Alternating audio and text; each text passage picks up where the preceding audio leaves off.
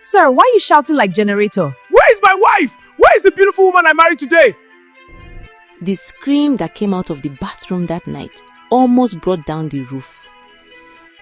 Jesus! Oh! The neighbor's dog started barking. Inside the house, Mr. Chike was running backward, nearly sleeping on the tiled floor. "Who are you?" he shouted, pointing a shaking finger. Standing in front of him, with a towel on her shoulder, was a woman with wide eyes, huge teeth shining like fresh corn, and lips that could almost shade someone from the sun. The woman blinked. Sir, why are you shouting like generator? Where is my wife? Where is the beautiful woman I married today? Sir, Nami be Karmara. I just washed my makeup. What did you say? Chike froze. "What did you say?" "I say, Nami be Karmara. I just washed my makeup." Chike staggered and held the wall. Blood of Abraham. Back in her village, everybody knew Karmara, and not for good reasons. Hey, Karmara, your teeth don't come and greet us again. This girl teeth fit open bottles. Tufiakwa, all of you not go marry fine people, Abi? Truth be told, if you saw Karmara the first time, you would definitely look twice. Not because she was beautiful, because your brain would need time to understand what it was seeing. Her face was slim like broomstick handle. Her eyes were big like she just saw a ghost. Her teeth? My friend, good self would respect those teeth. And her lips? Let's just say if wind blew too hard, they could act as parachutes. Even her own younger brother once looked at her and said, Hi, sister, if NEPA take light, we go use your teeth reflect moonlight. One day I go leave this village. When I come back, una go choke. One afternoon, Karmara was walking back from the stream when some children saw her. One boy shouted, Rano, big teeth auntie don't come. Hide your biscuits. Another child screamed dramatically, Hide your biscuits. She fit bite am without opening mouth. The children started imitating her. One puffed out his lips, another stretched his teeth forward. Karmara, smile small, make we use your teeth take selfie.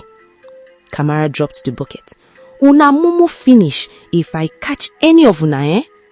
The children ran, but one small boy stopped and said boldly, Auntie, I beg no vex so, but if you laugh too hard, your teeth fit block the road. Even Karmara almost laughed before chasing them. Come back here, you goat children. Karmara moved to another town. There, she made a decision. From today, makeup will be my salvation. She bought foundation, powder, lipstick, fake eyelashes long like mosquito legs, purple wig, purple shoes, purple dresses, everything purple. The first day Karmara tried makeup, she nearly fainted. She stood in front of the mirror and whispered, Is this me? Or is this someone that entered my body? She smiled slowly. Then suddenly, her teeth pushed the lipstick aside. Ah! She quickly wiped it. No, teeth, behave yourself today. She tried eyelashes, but they were so long, they kept entering her eyes. Why this eyelash be like broomstick? She blinked again. Jesus, if I fly now, people go think say na butterfly. But when she finally finished dressing, she looked at herself and shouted, Village people, your daughter don't turn international. When she entered the supermarket the first time, the cashier whispered to another worker, Guy, who be that fine? The other worker looked again. Maybe a new manager. One customer called her. Excuse me, Madam Popo. Karmara turned slowly like a movie star.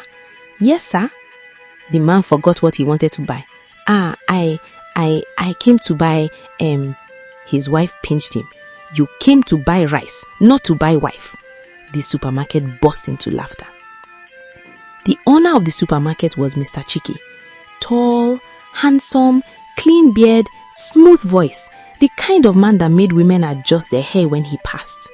One day, he watched Karmara arranging goods very fast. He said, this girl hardworking.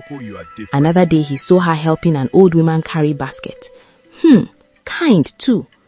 Soon, he started taking her out. Restaurant, cinema, shopping. Lady Popo, he said one evening, smiling. You are different. Thank you, Karmara adjusted her eyelashes carefully. Thank you, sir. Then one night, he held her hand. Karmara, will you marry me? Inside her head, fireworks exploded. Boom, boom, boom. But outside, she tried to act calm. Yes, I will. Back home, she stood in front of the mirror and laughed. Ha! So as I ugly reach, I still see husband. I go pepper those people who call me ugly.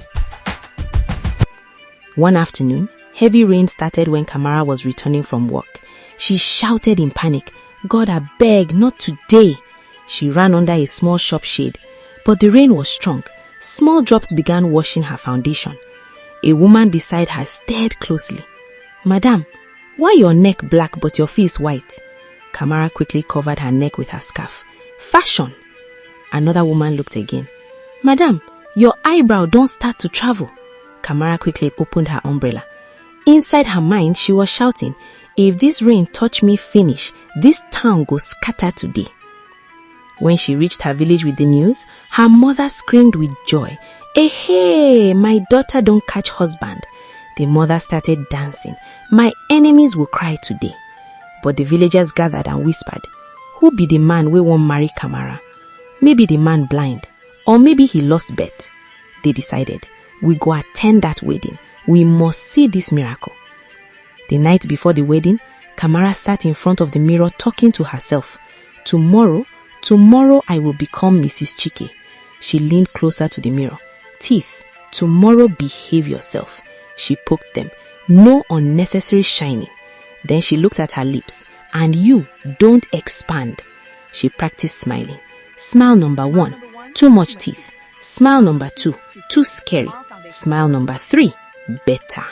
Then she whispered, tomorrow I must not sweat. If sweat start, foundation go resign. The wedding was massive. Food everywhere. Music everywhere. Villagers watching Karmara like television. One woman whispered, she fine oh. Makeup na powerful thing. Karmara walked proudly, swinging her hips left and right. Inside her mind, she said, village people, open your eyes well. And then came that night. Mr. Chike smiled sweetly. My love, go and shower and relax. Karmara nodded. No problem, my husband. Inside the bathroom, she washed and washed and washed. Foundation disappeared. Powder disappeared. Lipstick vanished. Eyelashes removed. Purple wig off. Finally, she stepped out happily. Sweetheart, Mr. Chike turned. Then he screamed like someone saw ghost. Jesus! Oh! He jumped onto the bed. Who are you? Where is my wife? Where is the beautiful woman I married today? husband, calm down. Sir, Nami be Karmara. I just washed my makeup. What did you say? Father Lord, I have been scammed. Why are you screaming? Karmara asked.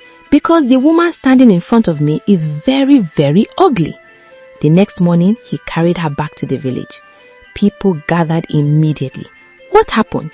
Chike pointed. This is not the woman I married.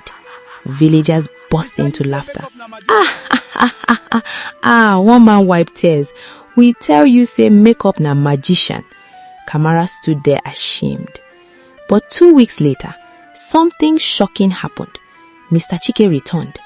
The villagers gathered again. What now? Chike held Karmara's hand. I came for my wife. Everyone gasped. You mean this one? Chike nodded. Yes, because I realized something. He smiled at Karmara. And we are going to fix the rest. They traveled to the city. Doctors helped reshape her face. Teeth adjusted, lips corrected, eyes balanced. Months later, when Karmara walked into the village again, people fainted. Who be this? Even her brother shouted, Sister? She smiled beautifully. Una remember me now? The whole village stood in shock. Her mother screamed, My daughter don't turn queen. Mr. Chike held her waist proudly.